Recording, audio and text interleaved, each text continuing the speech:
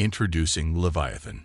In the darkest depths of ancient waters, where sunlight surrenders to eternal shadow, dwells a creature so terrifying that its mere mention has sent shivers down the spines of generations. The Leviathan, not merely a monster, but a primal force of nature embodied in colossal form. Ancient civilizations from Mesopotamia to Canaan spoke in hushed tones of great sea monsters, but none captured the imagination or the terror quite like Leviathan. Its name alone carries weight, derived from the Hebrew Leviathan, meaning twisted or coiled. This is no ordinary creature of the deep, no mere fish or whale that sailors might glimpse from their vessels. No, the Leviathan represents something far more profound, the embodiment of chaos itself, a remnant from the time before time, when darkness covered the face of the deep. It stands as testament to those primeval forces that even the divine had to conquer to bring order to our world. And perhaps most chilling of all ancient texts suggest it still lives, waiting in abyssal trenches for the day it will rise again. God's ultimate sea monster.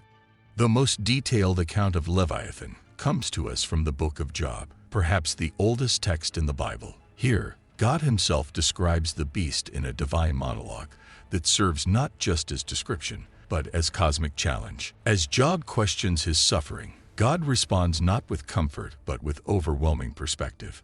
Can you pull in Leviathan with a fishhook or tie down its tongue with a rope?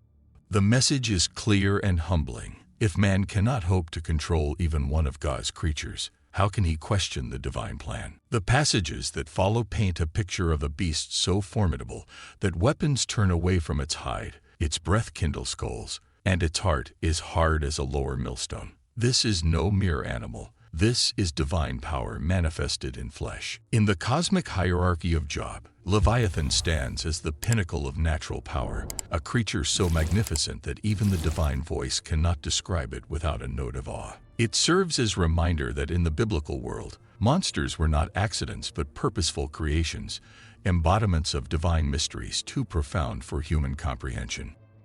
Creation myths and Leviathan.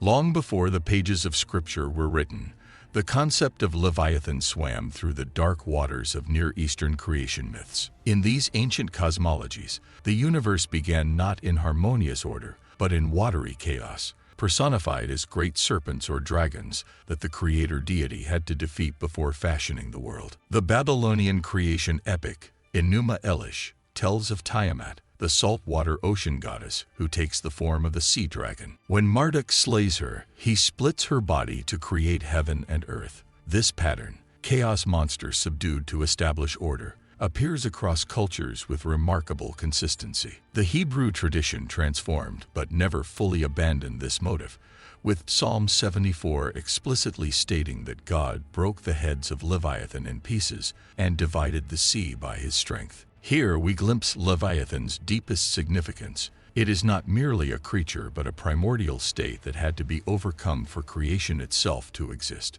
What makes this cosmological battle particularly fascinating is how it was remembered in ritual and celebration. Ancient Ugaritic texts suggest seasonal festivals commemorating the divine victory over chaotic waters. In the Jewish tradition, mystical texts speak of a final feast at the end of days where the righteous will dine on Leviathan's flesh. Even more intriguing are the passages suggesting Leviathan was not destroyed but merely contained. God crushed the heads of Leviathan, but the beast still lives, held in check by divine power. This creates a perpetual tension in the cosmic order. Chaos is not eliminated but rather harnessed, controlled, yet ever threatening to break loose. Anatomical breakdown. The biblical descriptions of Leviathan's physical form are both poetic and terrifyingly precise, creating an image of a creature unlike anything known to modern zoology. In Job 41, we're presented with an anatomical breakdown that defies categorization. His back has rows of shields tightly sealed together. Each is so close to the next that no air can pass between. These scales or shields are described as impervious to human weapons. The sword that reaches him has no effect, nor does the spear or the dart or the javelin. Most striking is the creature's capacity for generating fire and light. His breath sets coals ablaze, and flames dart from his mouth. Smoke pours from his nostrils as from a boiling pot over burning reeds. This combination of aquatic habitat with fire-breathing capability transcends natural categories, suggesting a being that masters opposing elemental forces. What's particularly fascinating is how the text emphasizes the creature's invulnerability, not just as physical fact, but as cosmic principle. Iron he treats like straw and bronze like rotten wood, we're told, establishing Leviathan as a being that transcends the materials humans rely upon for security and power. The creature's undersides are described as jagged potsherds, leaving broken glass-like trails in the mud of the ocean floor. Its most mesmerizing feature, however, may be its luminescent quality. His eyes are like the rays of dawn, and light shines in his wake. Two faces of divine power. In the biblical bestiary of supernatural creatures, Leviathan is rarely mentioned alone. Its constant counterpart is Behemoth, described in Job 40 as a massive land beast of incomparable strength, feeding on grass like an ox yet possessing a tail like a cedar. Together, these monsters form a profound theological dyad, Behemoth ruling the land while Leviathan reigns over the waters. This pairing is no accident but represents a comprehensive vision of divine power extending over every domain of creation. In some Jewish traditions, these creatures were created on the fifth day as a matched set, the greatest land animal and the greatest sea creature, demonstrating God's mastery over all environments. Where Behemoth represents the stable, physical might of earth, Leviathan embodies the fluid, unpredictable power of water.